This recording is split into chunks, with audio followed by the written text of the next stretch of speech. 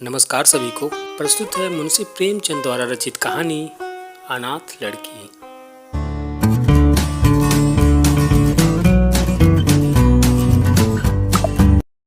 सेठ पुरुषोत्तम दास पूना की सरस्वती पाठशाला का मुआयना करने के बाद बाहर निकले तो एक लड़की ने दौड़कर उनका दामन पकड़ लिया। सेठ जी रुक गए और मोहब्बत से उसकी तरफ देखकर पूछा, क्या नाम है? लड़की ने जवाब दिया, रोहिणी। सेठ जी ने उसे गोद में उठा लिया और बोले, तुम्हें कुछ इनाम मिला?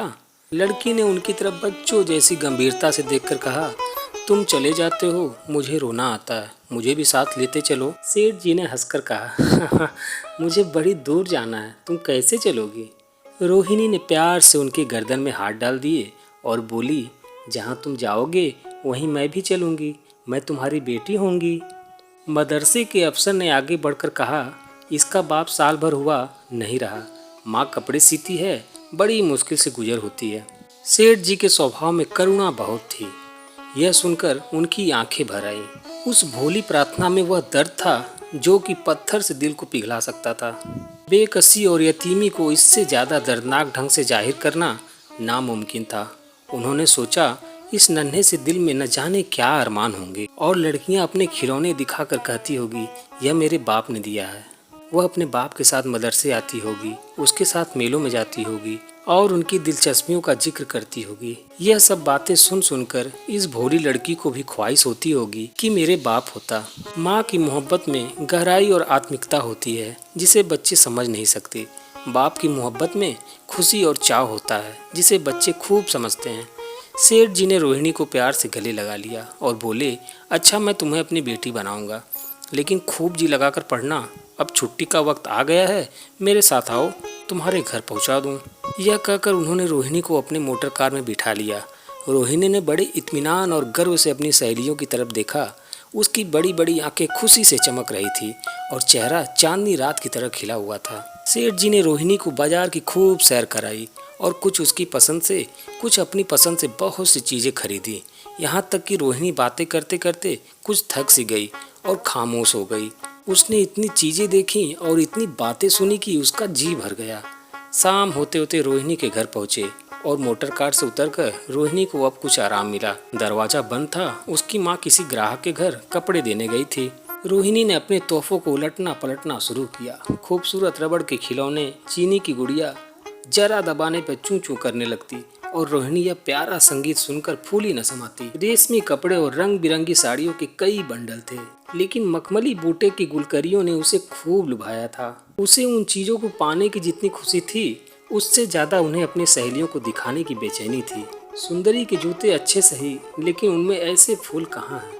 ऐसी गुड़िया उसने कभी देखी भी न होगी। इन ख्यालों से उसके दिल में उमंग भर आई और वह अपनी मोहिनी आवाज में एक गीत गाने लगी। सेठ जी दरवाजे पर खड़े इन पवित्र दृश्य का हार्दिक आनंद उठा रहे थे। इतने में रोहिणी की माँ रुक्मणी कपड़ों की पोटली लिए हुए आती दिखाई दी। रोहिणी ने खुशी से पागल होकर एक छलांग भरी और उसके पैरों से लिपट गई। रुक्मणी का चेहरा पीला था, आंखों में हसरत और बेकसी छिपी हुई थी। गुप्त चिंता का सजीव चित्र मालूम होती थी, जिसके लिए जिंदगी में कोई सहारा ही नहीं। मगर रोहिणी को जब उसने गोद में उठाकर प्यार से चूमा तो जरा देर के लिए उसकी आंखों में उम्मीद और जिंदगी की झलक दिखाई दी। मुरझाया हुआ फूल खिल गया। बोली, आज तू इतनी देर तक कहाँ रही? मैं तुझे ढूंढने पाठशाला गई थी। रोहिणी ने हुमक कर कहा, मैं मोटर कार पर बैठकर बाजार गई थी, वहाँ से बहुत अच्छी अच्छी चीजें लाई हूँ। वह देखो कौन खड़ा है। माँ ने सेठ जी की तरफ ताका और लजा कर सिर झुका लिया। बरामदे में पहुंचते ही रोहिणी माँ की गोद से उतरकर सेठ जी के पास गई और अपनी माँ को यकीन दिलाने के लिए भोलेपन से बोली, क्यों, तुम मेरे बाप हो ना? सेठ जी ने उसे प्यार करके कहा, हाँ हाँ, तुम मेरी बेटी ही हो। रोहिणी ने उनसे मुंह की तरफ याचना भरी आंखों से देखकर कहा, अब तुम रोज यहाँ रहा करोगे ना? सेठ जी ने उसके बाल सुलझाकर जवाब दिया, मैं यहाँ रहूँगा तो काम कौन करेगा? मैं कभी कभी तुम्हें देखने आया करूँगा, लेकिन वहाँ से तुम्हारे लिए अच्छी अच्छी चीज़ें भेजूंगा। रोहिणी कुछ उदास सी हो गई। इतने में उसकी माँ ने मकान का दरवाज़ा खोला और बड़ी फुर्ती से मैले बिछावन और फटे हुए कपड़े समेटकर कोने में डाल दिए कि कहीं सेठ जी की निगाह उन पर न पड़ जाए। यह स्वाभिमान स्त्रियों की खास अपनी चीज़ है। रुक्मणी अब इस सोच में पड़ी थी कि मैं इनकी क्या खातिर तवज्जो करूं।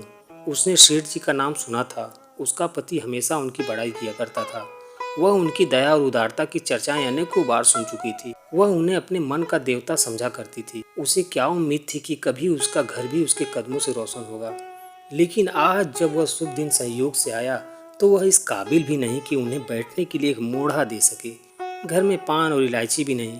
वह अपने आंसुओं को किसी तरह रोक न सकी। आखिर जब अंधेरा हो गया और पास के ठाकुरद्वारे से घंटों और नगाड़ों की आवाजें आने लगी तो उन्होंने जरा ऊंची आवाज में कहा, बाई जी अब मैं जाता हूँ, मुझे अभी यहाँ बहुत काम करना है। मेरी रोहिणी को कोई तकलीफ न हो। मुझे जब मौका मिलेगा उसे देखने आऊँगा।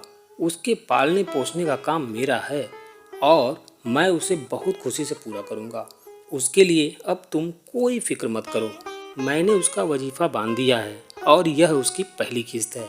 यह कहकर उन्होंने अपना खूबसूरत बटुआ निकाला और रुक्मणी के सामने रख दिया। गरीब औरत की आंखों से आंसू जारी थे। उसका जी बरबस चाहता था कि उसके पैरों को पकड़कर खूब रोए। आज बहुत दिनों के बाद एक सच्चे हमदर्द की आवाज़ उसके मन में आई थी। जब सेठ जी चले तो उसने दोनों हाथों से प्रणाम किया। उसके हृदय की गहराइयों से प्रार्थना निकली, आपने एक बेबस पर दया की है, ईश्वर आपको इसका बदला दे। दूसरे दिन रोहिणी पाठशाला गई तो उसकी बाकी सज धज आंखों में खूबी जाती थी। उस्तानियों ने उसे बारी बारी प्यार किया और उसकी सहेलियां उसकी एक एक चीज को आश्चर्य से देखती और ललचाती थी। अच्छे कपड़ों से कुछ स्वाभिमान का अनुभव होता है। आज रोहिणी वह गरीब लड़की न रही जो दूसरों की तरफ विवश नेत्रों से देखा करती थी। आज उसकी एक एक क्रिया से सैसों उचित कर्व और संचलता टपकती थी और उसकी जुबान एक दम के लिए भी न रुकती थी। कभी मोटर की तेजी का जिक्र था, कभी बाजार की दिलचस्पियों का बयान, कभी अपनी गुड़ियों के कुशल मंगल की चर्चा थी और कभी अपने बाप की मोहब्बत की दास्तान। दिल था कि उमंगों से भरा हुआ था। 1 महीने बाद पुरुषोत्तम दास ने रोहिणी के लिए फिर तोहफे और रुपए रवाना किए। बेचारी विधवा को उनकी कृपा से जीविका की चिंता से छुट्टी मिल गई। वह भी रोहिणी के साथ पाठशाला आती और दोनों माँ बेटियां एक ही दर्जे में साथ साथ पढ़ती। लेकिन रोहिणी का नंबर हमेशा माँ से अव्वल रहा। सेठ जी जब पूना की तरफ से निकलते तो रोहिणी को देखने जरूर आते और उनका आगमन उसकी प्रसन्नता और मनोरंजन के लिए महीनों का सामान इकट्ठा कर देता। इसी तरह कई साल गुजर गए और रोहिणी ने जवानी के सुनहरे हरे भरे मैदान में पैर रखा, जबकि बचपन की भोली भाली अदाओं में एक खास मतलब और इरादों का दखल हो जाता है। रोहिणी अब आंतरिक और बाह्य सौंदर्य में अपनी पाठशाला की नाक थी। हाव भाव में आकर्षक गंभीरता, बातों में गीत का सा खिंचाव और गीत का सा आत्मिक रस था। कपड़ों में रंगीन सादगी, आंखों में लाज संकोच, विचारों में पवित्रता। जवानी थी मगर घमंड और बनावट और चंचलता से मुक्त। उसमें एक एकाग्रता थी जो ऊंचे इरादों से पैदा होती है। स्त्रियोचित उत्कर्ष की मंजिलें वह धीरे धीरे तय करती चली जाती थी। सेठ जी के बड़े बेटे नरोत्तम दास कई साल तक अमेरिका और जर्मनी की यूनिवर्सिटियों की खाक छानने के बाद इंजीनियरिंग विभाग में कमाल हासिल करके वापस आए थे। अमेरिका के सबसे प्रतिष्ठित कॉलेज में उन्होंने सम्मान का पद प्राप्त किया था। अमेरिका के अखबार एक हिंदुस्तानी नौजवान की इस शानदार कामयाबी पर चकित थे। उन्हीं का स्वागत करने के लिए बम्बई में एक बड़ा जलसा किया गया था। इस उत्सव में शरीक होने के लिए लोग दूर दूर से आए थे। सरस्वती पाठशाला को भी निमंत्रण मिला और रोहिणी को सेठानी जी ने विशेष रूप से आमंत्रित किया। पाठशाला में हफ्तों तैयारियां हुई। रोहिणी को एकदम के लिए भी चैन न था। यह पहला मौका था कि उसने अपने लिए बहुत अच्छे कपड़े बनवाए। रंगों के चुनाव में वह मिठास थी, काट छाट में वो कफन जिससे उसकी सुंदरता चमक उठी। सेठानी कौशल्या देवी उसे लेने के लिए रेलवे स्टेशन पर मौजूद थी। रोहिणी गाड़ी से उतरते ही उनके पैरों की तरफ झुकी, लेकिन उन्होंने उसे छाती से लगा लिया और इस तरह प्यार किया जैसे वह उनकी बेटी है। वह उसे बार बार देखती और आंखों से गर्व और प्रेम टपक पड़ता था। इस जलसे के लिए ठीक समुद्र के किनारे एक हरे भरे सुहाने मैदान में एक लंबा चौड़ा सामियाना लगाया गया था। एक तरफ आदमियों का समुद्र उमड़ा हुआ था, दूसरी तरफ समुद्र की लहरें उमड़ रही थी। जब उपस्थित लोगों ने रोहिणी बाई के आने की खबर सुनी तो हजारों आदमी उसे देखने के लिए खड़े हो गए। यही तो वह लड़की है जिसने अब की शास्त्री की परीक्षा पास की है, जरा उसके दर्शन करने चाहिए। अब भी इस देश की स्त्रियों में ऐसे रत्न मौजूद हैं। भोले भाले देश प्रेमियों में इस तरह की बातें होने लगी। शहर की कई प्रतिष्ठित महिलाओं ने आकर रोहिणी को गले लगाया और आपस में उसकी सौंदर्य और उसके कपड़ों की चर्चा होने लगी। आखिर मिस्टर पुरुषोत्तम दास तशरीफ लाए। हालांकि वह बड़ा शिष्ट और गंभीर उत्सव था, लेकिन उस वक्त दर्शन की उत्कंठा पागलपन की हद तक जा पहुंची थी। एक भगदड़ सी मच गई। कुर्सियों की कतारें गड़बड़ हो गई। कोई कुर्सी पर खड़ा हुआ, कोई उसके हाथों पर। कुछ मनचले लोगों ने सामियाने की रस्सियां पकड़ी और उन पर जाल अटकी। कई मिनट तक यही तूफान मचा रहा। कई कुर्सियां टूटी, कई कुर्सियां उल्टी। कोई किसी के ऊपर गिरा, कोई नीचे। ज्यादा तेज लोगों में धौल धप्पा होने लगा। तब बीन की सुहानी आवाजें आने लगी। रोहिणी ने अपनी मंडली के साथ देश प्रेम में डूबा हुआ गीत शुरू किया। सारे उपस्थित लोग बिल्कुल शांत थे और उस समय वह सुरीला राग, उसकी कोमलता और स्वच्छता, उसकी प्रभावशाली मधुरता, उसकी उत्साह भरी वाणी दिलों पर वह नशा सा पैदा कर रही थी, जिससे प्रेम की लहरें उठती थी, जो दिल से बुराइयों को मिटाता है और उससे जिंदगी की हमेशा याद रहने वाली यादगारें पैदा हो जाती हैं। गीत बंद होने पर तारीफ की एक आवाज न आई। गाने के बाद विभिन्न संस्थाओं की तरफ से अभिनंदन पेश हुए और अब नरोत्तम दास लोगों को धन्यवाद देने के लिए खड़े हुए। लेकिन उनके भाषण से लोगों को थोड़ी निराशा हुई। यूं दोस्तों की मंडली में उनकी वृत्तिकता, आवेग और प्रभाव की कोई सीमा न थी, लेकिन सार्वजनिक सभा के सामने खड़े होते ही शब्द और विचार दोनों ही उनसे बेवफाई कर जाते थे। उन्होंने बड़ी बड़ी मुश्किल से धन्यवाद के कुछ शब्द कहे और तब अपनी योग्यता की लज्जित स्वीकृति के साथ अपनी जगह पर आ बैठे। कितने ही लोग उनकी योग्यता पर ज्ञानियों की तरह सिर हिलाने लगे। अब जलसा खत्म होने का वक्त आया। वह रेशमी हार जो सरस्वती पाठशाला की ओर से भेजा गया था, मेज पर रखा हुआ था। उसे हीरो के गले में कौन डाले? प्रेसिडेंट ने महिलाओं की पंक्ति की ओर नजर दौड़ाई। चुनने वाली आंखें रोहिणी पर आ पड़ी और ठहर गईं। उसकी छाती धड़कने लगी, लेकिन उत्सव के सभापति के आदेश का पालन आवश्यक था। वह सर झुकाए हुए मेज के पास आई और कांपते हुए हाथों से हार को उठा लिया। एक क्षण के लिए दोनों की आंखें मिलीं और रोहिणी ने नरोत्तम दास के गले में हार डाल दिया। दूसरे दिन सरस्वती पाठशाला के मेहमान विदा हुए, लेकिन कौशल्या देवी ने रोहिणी को न जाने दिया। बोली, अभी तुम्हें देखने से जी नहीं भरा। तुम्हें यहाँ एक हफ्ता रहना होगा। आखिर मैं भी तो तुम्हारी माँ हूँ। एक माँ से इतना प्यार और दूसरी माँ से इतना अलगाव। रोहिणी कुछ जवाब न दे सकी। यह सारा हफ्ता कौशल्या देवी ने उसकी विदाई की तैयारी में खर्च किया। 7वें दिन उसे विदा करने के लिए स्टेशन तक आई। चलते वक्त उससे गले मिली और बहुत कोशिश करने पर भी आंसुओं को न रोक सकी। नरोत्तम दास भी आए थे। उनका चेहरा उदास था। कौशल्या ने उनकी तरफ सहानुभूतिपूर्ण आंखों से देखकर कहा, मुझे तो यह ख्याल ही न रहा। रोहिणी क्या यहाँ से पूना तक अकेली जाएगी? क्या हर्ज है, तुम ही चले जाओ, शाम की गाड़ी से लौट आना। नरोत्तम दास के चेहरे पर खुशी की लहर दौड़ गई, जो इन शब्दों में न छिप सकी। अच्छा, मैं ही चला जाऊंगा। वह इस फिक्र में थे कि देखें विदाई की बातचीत का मौका भी मिलता है या नहीं। अब वह खूब जी भर कर अपने दर्द दिल सुनाएंगे और मुमकिन हुआ तो उस लाज संकोच को जो उदासीनता के पर्दे में छिपी हुई है मिटा देंगे। रुक्मिणी को अब रोहिणी की शादी की फिक्र पैदा हुई। पड़ोस की औरतों में इसकी चर्चा होने लगी थी। लड़की इतनी सयानी हो गई है, अब क्या बुढ़ापे में ब्याह होगा?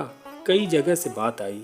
उनमें कुछ बड़े प्रतिष्ठित घराने थे, लेकिन जब रुक्मिणी उन पैमानों को सेठ जी के पास भेजती तो वे यही जवाब देते कि मैं खुद फिक्र में हूँ। रुक्मिणी को उनकी टाल मटोल बुरी मालूम होती थी।